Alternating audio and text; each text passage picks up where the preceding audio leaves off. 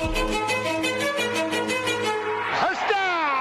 in my zone, on the road to the Super Bowl. Every game on the schedule crucial, it take a toll. It don't matter if we at home or on the road. You try to tackle, I'll truck a sucker and take it soul. I'm staring at 4th and goal, gotta find an open hole. A linebacker just close a hole where I'm supposed to go. So now I'm thinking my centers are all pro, so I trust he can make a walk for wherever the ball go. Tap the cue on the shoulder, that safety is coming over. I see that look in his eyes. If he slip, I'ma slide right under the tight end, curl over the right end. Long as the wide receiver block for me, I can jump right in. Yeah, there's 5 seconds on the play clock. The crowd was loud, but they stopped. Now it's silent while they watch. They stand off in the red zone. All I see is red home. Watch me get this touchdown and this W and head home.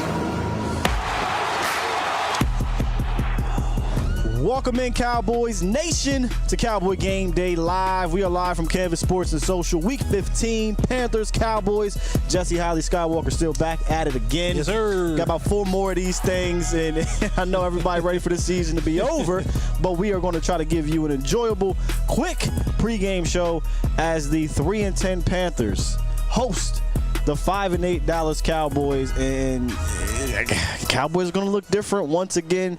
Jesse, I've been joking about this, and it's not really a joke, but every week somebody just seems to just get knocked out of this thing. And now they're going up against a Panthers team who I've dubbed as spicy. This is a spicy Panthers team because they're not just laying down to their opponents. They've played 3 playoff caliber teams. In fact, I believe all 3 of them are playoff teams. Kansas City, Tampa is in the running, and Philadelphia, and have lost by a total of 12 points. I think Tampa leads the NFC South. Yes, I mean they're competing for their division, so they may already be in there. So this was a gimme game maybe 5 weeks ago that you looked on the schedule. It ain't a gimme game no more. The way the Cowboys are playing, number one, and obviously the way the injuries have mounted up for them. No, you talk about a Carolina Panthers team that earlier in the year, hiring a new head coach and Canales, and then Bryce Young had its difficulties last year, and it trickled into this year to the point where they had to bench him. And when they benched him, I was listening to Jake Delhomme, the former Panthers quarterback, and he said there was something to that benching where Canales said, you got to step away from the game for a second. Step away from the game. You insert Andy Dalton, the Red Rocket, right? Red Rifle, one of the red whatever. And he came in and Andy was just playing backup level quarterback in this, but he was able to see a quarterback go out there and just play carefree. And then the unforeseen circumstances happen when Andy Dalton gets into a car accident and Bryce Young is thrusted back into the starting position. Much better since. And he's been much better since. And if you look at the last couple of weeks, you talk about 3 playoff teams. You talk about the defending champions and the Kansas City Chiefs. And they took them to the wire, right? A game that they felt like they should have won, but, Mahomes magic came through. And then it was like, okay, cool. Can we carry that the next week? And then they go and they play the Buccaneers. Can they tote that thing the next week? Can they tote that thing? And then they go to play the Buccaneers, and they go into overtime and Chuba Hubbard's fumbles and all that kind of stuff. And then Jake Delhomme said it felt like they let one get away. So you went from competing to now expecting to win, and you let one get away, to then you play the Philadelphia Eagles, and should have won that one. If Xavier Legette didn't have that raccoon juice on his fingers, they beat Philadelphia. Yes, they do. And so you see a team now that is taking on 3 games, and you see the improvement every single week. And I mentioned that because normally in December, when you're talking about playoff caliber teams, which the Panthers are not a playoff caliber team, but what you look for is peaking. Is my team growing in areas where we need to grow? And we said to talk about other times before, can we carry some of these things into the offseason and into next year? And I think what you see now, you're starting to see a Carolina Panthers team that believe in the things that they're putting out there on Sundays.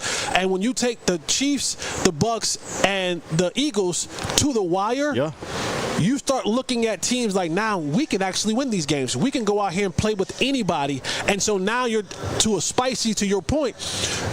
the Panthers are playing spicy football, and they're starting to believe that they can actually go out there and compete and win games. Spicy and inspired football. I like it. Shouts out to Dave Canales because he's, again, I know the record is not great. Yeah. But, you talk about these 3 games. It really goes back 5 games because they were on a 2-game winning streak prior to losing these 3, which you have to put things kind of in a vacuum when you're talking about these bad teams. And with the Panthers, it's not about their record for them. This is it's a bad team. They're just trying to build for the future. And you can say, hey, we got 5 weeks worth of good ball that we've been playing. If we can finish this season strong, maybe get 2 more wins here, that's something that you can carry over into the next season. On the flip side for the Cowboys, it just feels like there's so much that keeps going wrong for them that I don't know if there's enough that they can do to close out this season from a team and organizational standpoint that they go into the offseason feeling good about themselves. More so, to me, it's about the individuals. And I know, Cowboys Nation, it shouldn't be about your individual self. But I think given where we're at for the Cowboys, it is. It's about some of these free agents. It's about some of these veterans trying to put out good tape for the next team. And we talk about that week after week now, being out. And speaking of being out, there are a handful of Cowboys that are not given that opportunity the last 5-6 weeks or whatever it was that Dak went down. And we got the inactives today. Wyatt Thomas is going to be out once again. He's one of those restricted free agents. Cooper Beebe is out with a concussion. We know he'll be back. He's coach-proof. He's a rookie. Whether it be center or guard, it is what it is. Deuce Vaughn, I don't know if he will be back, right? Because I don't think he's coach-proof. We'll say that. I don't know how he. Yeah, go ahead. He's not coach-proof. Go ahead. Okay. Ryan Flournoy, this one is interesting to me because he is a draft pick, and I think he's a little bit coach-proof in the sense they'll give him a shot in camp because he's a draft pick. He's one of their guys, and they love their guys. But again, he's a healthy scratch. It's been between him and Jalen Brooks. They've just been getting healthy scratch, call up, call down, all because they have to see what they got in Jonathan Mingo. Yeah. Speaking of which, Jonathan Mingo, maybe a revenge game of sorts. They drafted him and traded him to the Cowboys, but the Panthers are like, hey, no revenge. We got a 4 for you, bro. Thank you. We appreciate you. Then Tyrus Wheat is out as well. But the big one, Cowboys Nation, came down Friday, I believe, Friday or Saturday. Trayvon Diggs, which doesn't surprise me that he was out. Which surprised me a little bit was he's going to get the surgery on his knee, so now he's out for the season. And now you pair that with DeMarvion Overshown and Trayvon Diggs, you're talking about now another week where you have big-time contributors, big-time players who are done for the remainder of the season or going to miss 4 or 5 games or whatever it may be. But the Diggs one, we were having a conversation. This doesn't surprise you because you understand how some of these veterans may be thinking towards the end of the year, and it just makes sense, man. He's been dealing with it, and he's not trying to have to deal with it in the offseason, if you guys understand. Yeah, well, here's the thing, and I want to make it clear on the knee, because this is the same knee that he had the ACL on. But this knee injury isn't ACL related. This is some other things. But, and I know that fans don't want to hear this, but these are some of the things that, and I'm not specifically calling out Trayvon Diggs either, but this is something that happens behind the scenes. When you think about guys heading into the offseason, there's nothing left to play for. Like the Cowboys were looking to maybe string some wins together, like Michael was talking about, make a run at this thing, right? Yeah. And make it interesting at the end of the year. Maybe some other teams fall off. We slide in as a wild card, whatever. But I thought that loss last week against the Bengals really put an end to all of that conversation. It was the nail in the coffin, and you see the team, how deflated they were, and we'll talk more about that later on in the show. But a lot of these guys, these veteran guys who already have contracts, don't really have anything to play for, are coach-proof or contract-proof, they will be here next year. Their idea is, I don't want to be here and having to mandatory rehab in the offseason. I don't want to spend my time in the offseason rehabbing. I want to go and travel and see and be without the restrictions of having to be here to rehab. So you're going to start seeing a lot of these guys who need scopes, who need cleanups, who need little things that's happening to their body saying, you know what?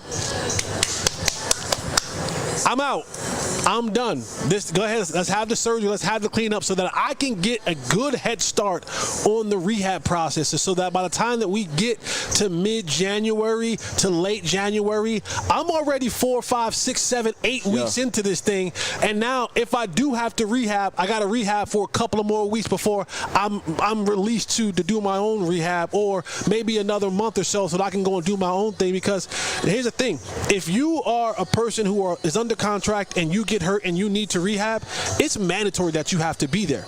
And if you're not there, then you begin to get fined. And that's what guys don't want. They don't want the money out of their pocket, so they'll be there having the rehab when they want to go and be in their off-season homes, and whether it's LA or Houston or live their life. Miami, and just basically live their life, travel and go and do what they want to do. So you're going to see a lot of guys, and once another guy starts getting some of his stats where he gets to, you might see him do one of these right here and say, I need to go get this thing cleaned up. That's just the reality of it. But if that happens, man, that just goes to show you, in my opinion, why you're so valuable, right? Because you've been in that locker room, you've been through this, and you know how these guys think. That's just, and we kind of joked, we know the prime two candidates to do something like this. For sure. And it's usually players that are safe. Yeah. Right? Players that don't have, I hate to say nothing to prove, but they already have the bag. They already have the status. They already made men. So that means get ready for the next year. Yeah. And that's why you see some of these other guys fighting through. Again, we're not coming at him, but fighting through these things. They're like, hey, I don't have time. You know, I'm a free agent. Yeah. I got to get going. And, you know, the reality of it, when you're talking about this game right now with no Diggs, Josh Butler's out, Carson's out, all these guys on IR. Now it's going to be Amani Oruwariye, who had the gaff last week, who's still here. Stands on 10 toes about it. He's still here, and he stands on 10 toes, which I know a lot of people wanted to get him cut or whatever, and maybe a different team probably would have if they were really, truly fighting for the playoffs. But it's either Oruwariye or Mukwamu who's going to get that nod. And again, not a high-flying team they're going against, but a Bryce Young that's playing a little better. Yeah. Only one turnover in the last 4 weeks, and it was last week he threw a bad interception. I kind of tongue-in-cheek talked about, hey, look, I don't think this Panthers offense can really do a lot against Mike Zimmer's defense because Bryce is still young, pun intended, and Zimmer has done a really good job from a schematic standpoint. This isn't Chase Young and Joe Burrow that he's going up against. Correct. This is different. This is old head Adam Thielen, and who's playing good ball. We'll talk about him, and Bryce Young. So I still believe in Zim's scheme and the guys that are still here and this pass rush that can get home, which is going up against a pretty solid Panthers offensive line, by the way. But they are going to be down two of their better players in Diggs, who some will argue hasn't played the greatest, and DeMarvion Overshown at that second level. So that's going to be something to watch. Can this defense keep up that pace that they were playing at really all the way up into the last drive against the Bengals last week where they gave up the touchdown? They've been playing good ball for a good month or so. The one thing that I think will cause a little bit of a trouble for the Cowboys defense and Mike Zimmer defense is the condensed formations. I think that when you look at what the Panthers do, they do bunch sets, they do condensed formations, they kind of give themselves more space to operate, whether that be out routes or comebacks or go routes. But they do a lot of the overs as well, the shallow crosses, the deep overs. Big then. So that's going to be a key for me is being able to pass these things off. You're now talking about DeMarvion Overshown out of the lineup, insert Louis Marifal. I'm sorry, Maris Louifau, right? And out comes Trayvon Diggs, and I don't know who they're going to put in that place, whether it's Keemon or AO or Izzy, however that's going to work itself out. But it's the communication. It's being able to understand who's going where, how to pass things off, and then being able to we know that what Micah is going to be able to do as far as just being a dominant figure, but the rush lanes. Because if you give Bryce Young an opportunity, he'll take off, right? He'll step up in the pocket. But the thing about Bryce Young, I want to chase him out the back end of the pocket. I don't want to chase him up in the pocket where there's running lanes where he can go and use his athleticism down the field, right? Shorter quarterback. I want him to have to be going backwards. Think about the back door. I want my rush to make him have to go the opposite way. Or sideways. You don't want him stepping up. I don't want him stepping up. He doesn't have an arm that's strong enough that if he's going, Patrick Mahomes, Aaron Rodgers, Josh Allen, even if they're going backwards, they can still flick of the wrist and that thing go 40, 50, 60 yards. So with Bryce Young, making him go backwards, eliminating his visibility to his receivers down the field, because he will give you 1 or 2 or 3 depending on whether or not you catch him or not. So for the Cowboys, that's the one thing that I caution today, is just being able to understand and really work in those condensed formations that the Panthers gives you, and that communication being key with those guys who are in there now. To add on with Bryce Young, I mean, it's a great point you brought up. The first 6 weeks, or the first 6 games, I should say, that he played in or appeared in, he had a total of 13 rushing attempts.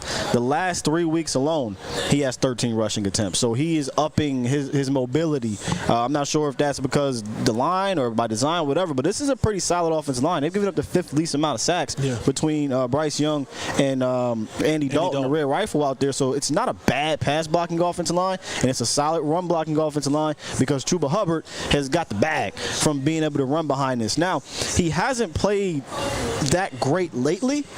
He did have 92 yards last week against the Eagles, and that's a really good run defense, but he's been averaging somewhere around 3.4, 3.5 yards per carry over the last 3 weeks.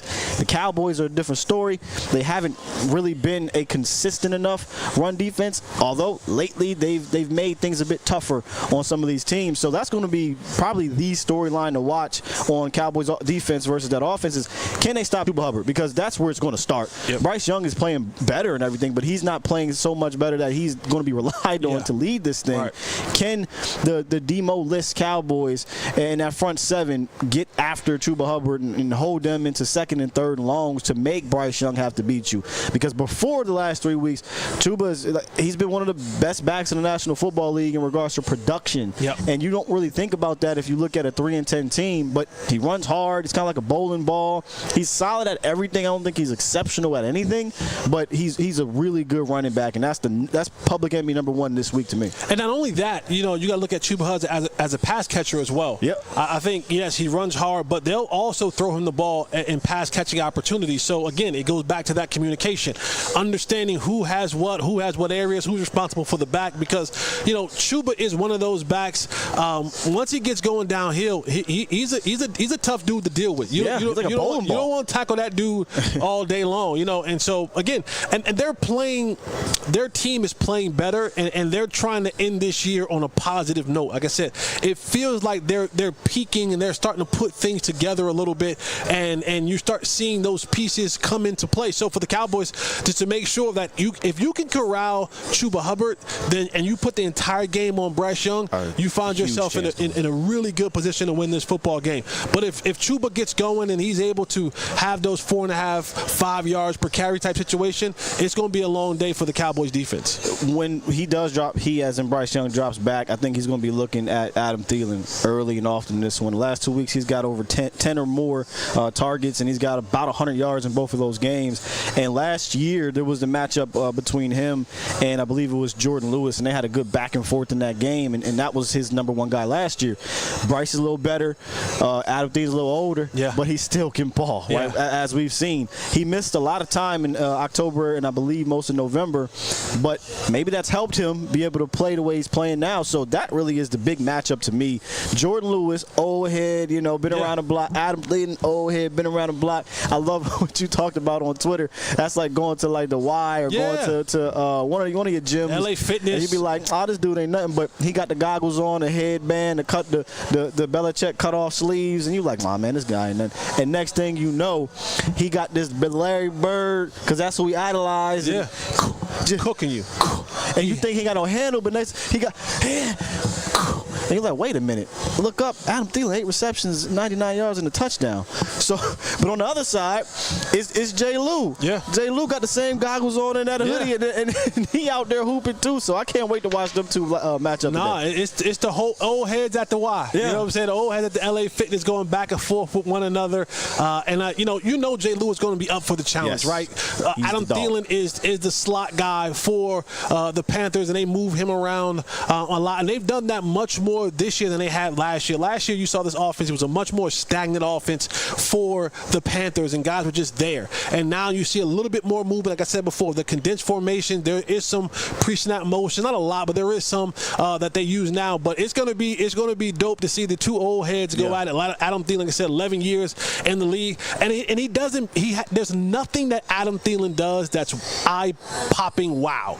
He's not fast. He's not the biggest. He's not the strongest. But he just does everything right. It's up here. It's all, yeah. He understands angles. Yeah. He understands leverage. He understands coverages. And he just kind of slow dribbles you a little bit. And then next thing you know, you reach out teach. And he's open. And he does that 12 times a game. And now he's 9 receptions for 100 yards.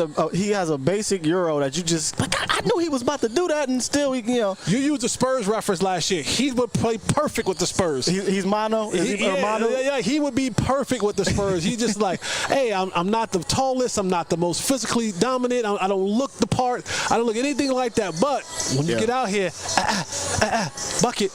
bucket, you're like, hey, old heck of ball. That's Adam Thielen. On the other side of the ball for the Cowboys against this Panthers defense, which is worse than the Cowboys defense if you really look at it. Lamb isn't Adam Thielen. Lamb is the one that shows up with the new. He got the new J's on. Yeah. He got his bag. He already warming up before you get out there. You're like, all right, he gonna be tough. He gonna be part. He the first one off the bus. Yeah, right. You're like, all right, you know how when you was warming up in high school, you look over like, okay, that's for sure. Yeah, you might not played against him this year, but you be like, all right, we gonna have to deal with this dude right here. Lamb is the guy they're gonna have to deal with on this side, but. I was looking at the Panthers, really weird team. They haven't given up 300 net yards all year. Not because they're good. It's not. It's because they say, we're not letting you beat us over the top. So they're just going to play zone. They're going to play back, 100 yards back, off the ball. You're not going to just throw over top of us. What that does, though, lightens that box, and they are quite literally the worst. I thought we were worse. They are the worst run defense I've studied this year because they just give you a light box. They give you room. They don't have their guy, I believe Derek Brown is out. A'Shawn Robinson doing best he can. Their front is just not good. And they play too far back, so they don't have a lot in the box. And you're able to just run, which means run, Rico, run. Yeah. I think Rico Dowdle could make this a trifecta, man, for 3 games in a row with 100 yards. I really do. Rico had a story out this week with the reporter here in Dallas, Joe Hoyt for DLLS, and shout out to Joe. He talked about, they asked Rico about, hey, have you done anything different? Because even back in college, there was no season. You've been the hurt guy. Yep. You've been the hurt guy. And he's like, not really much. I've done some stuff. I've changed my eating habits and rest more, stuff like that, which, by the way, that's a lot. That matters. Resting is so important to recovery. But he says, I'm just given the opportunity to do so now. And Rico knew exactly how many yards that he had to get from 1,000. He's like, oh, no, 269 yards from 1,000. That's big on his resume. That's big on any running back's resume. Yeah. But especially for a guy like Rico who was trying to kind of really build a resume in this league and saying, I'm worth the payday. I'm worth, a contract. I'm worth the extension. And so he knows that I need 269 yards. He knows how many yards he needs in the next 4 games to get that, to average to get that. And so for Rico, he's looking at this and saying, man, I'm kind of on a roll right now. And there used to be a saying with Michael Jordan, the only person that was able to stop Michael Jordan was Dean Smith. Right? And the only person that's really able to stop Rico Dowdle, Mike McCarthy. Yeah. It's been Mike McCarthy saying he should have had a $175, 200 last week. 100%. But Mike glitches and he starts going other places. So to your point, going up against one of the worst rush defenses in the league, it should be run, Rico, run until Rico taps himself out. Until he needs a blow, and then you bring out whoever the hell you're going to bring in to give him a blow, and then it's back to Rico again. Yes. Like this, keep running the football until Rico taps out, because you're going to have the ability to do so today. And that leads me to quickly our Underdog Fantasy game day pick'em. I had to start with Rico Dowdle. Yeah. I said, I don't give a damn what it is. You don't tell me what the number is. I'm going to go more. I don't need higher. Right. 83.5 rushing yards. Higher. Come on, man. Higher. What are we doing here? Yeah, higher. And I know we ain't been on the greatest run, but we've hit like 2 out of 3 every time, and I'll be shocked, barring injury, if Rico Dowdle doesn't get over 83.5. So I got higher on this one. I'm with you. Yeah, Cowboys Nation, go over there and smash the higher for Rico Dowdle. We talked about here Adam Thielen. He's at 52.5 receiving yards. I went higher on this without Trayvon Diggs out there. I know he's more in a slot anyway, though, but maybe they try to get him lined up against one of these young cornerbacks. So I'm still going to go higher, even if you hold him to 60 yards, that's a win for Jay Lou. So I think he gets more than 52.5. No, I agree. I go higher with you as well. And then they got Micah, who he's been on it. If you notice the trend with Micah, he'll get like 2 sacks, then no sack, then 2 sacks, no sack, then 1 sack today. Great pass blocking offensive line, but last year Micah baptized this offensive line and Bryce Young. Granted, he was on that C4, but still, I think Micah Parsons gets you a sack in this one. He man. dry scooped the C4. Yeah, he learned the hard way. You learn real fast. Don't you be dry scooping that C4. Just because you saw your friend do it, don't mean you're going to do it. Yeah, that's what I'm about to say. Your friend jump off the bridge, you go jump off the bridge. Micah said, hell yeah. Yeah, might as well. What the hell? Dry scoop. But yeah, I think Micah, who last week didn't record a sack or a tackle, but when you turn on the film, was very impactful. Was an absolute menace. Dude, and you know, it's so funny because the box score watchers will be like, see, Micah Parsons, just last week, y'all was talking about Micah Parsons with 2 sacks. This is why, stop looking at the box score, y'all. And watch the game. NFL Pro is $14. Go watch NFL Pro, man. Yeah. Come on. It's just as simple. So give me a sack from Micah in this one. I agree. I go higher with that as well. So y'all head on over to Underdog Fantasy, use the promo code ATOZDALLAS, and you will get 100% match up to $1,000. I got Rico higher, Adam Thielen higher on the yards, and Micah Parsons higher on a sack. Cowboys Nation, I know I haven't really been the greatest at this for y'all, but it ain't my fault. I blame McCarthy and I blame the NFL. It ain't my fault. Head on up over there. Real quick, though, Jesse. Now you know how players feel when they be like, you ain't get I had a parlay, you ain't hit my parlay. That's how they come at you now. Bro, the players that hate when teams do that. Hate it. Or when fans do that. Yeah. Like, oh man, you could have just took a knee instead of trying to run around. the craziest one I think was Tua. I don't know if it was this year or last year. He had it, but then he took a sack. Like he took a mean sack, or maybe it was the last play of the game. So they're throwing it around and it goes way backwards. So he went under because the ball went backwards on the pass. That's dude. crazy. Nuts. Anyway, I better stop gambling not gambling, but wagering your rent. That's what. And I think one of them said it. I think it was KD. He said, "Man, stop betting your rent on this." Yeah. Real quick, Cowboys or Panthers in this one? Battle of 2 bad teams. Cowboys on the road in Carolina. You know, for me, I'm taking the Panthers, and here's why. I just felt like whatever life was left in the Cowboys was killed last week. The way that game ended, you felt like you had this team on the ropes. You were given everything that you had, and you saw the reaction at the end of the game between the bad play with AO and how that game ended, with the loss of DeMarvion Overshown. I just felt like the life that was taken from them. They thought they had something, and when it didn't work out, and that it kind of just killed the season. And I think you're going to see if they're in a fight, I just don't think they have the fight left in them. Not that they don't, not fighters. I just think they're just depleted. I think at some point, I think last week, because the winning gives you spirit. It gives you hope. Yeah. I think they lost it. I think the Cowboys lose this game today, 23-13. I'm going to stick to it. I know losing Diggs kind of adds insult to injury, but I just think this defense, Mike Zimmer, with the pass rush that the Cowboys have, I think they're going to give Bryce a little bit of trouble, and they might get sack, fumble, or interception, turnovers. And Michael from Pittsburgh. I don't know what more you need to see. Coach from Pittsburgh. Coach from Pittsburgh. Run, Rico, run. The only way you lose this game is if you try to put it in Cooper Rush's hands and this defense just absolutely collapses. I think Dallas wins this game something along the lines of like 19-12. I don't think it's going to be anything pretty, man. But we will see you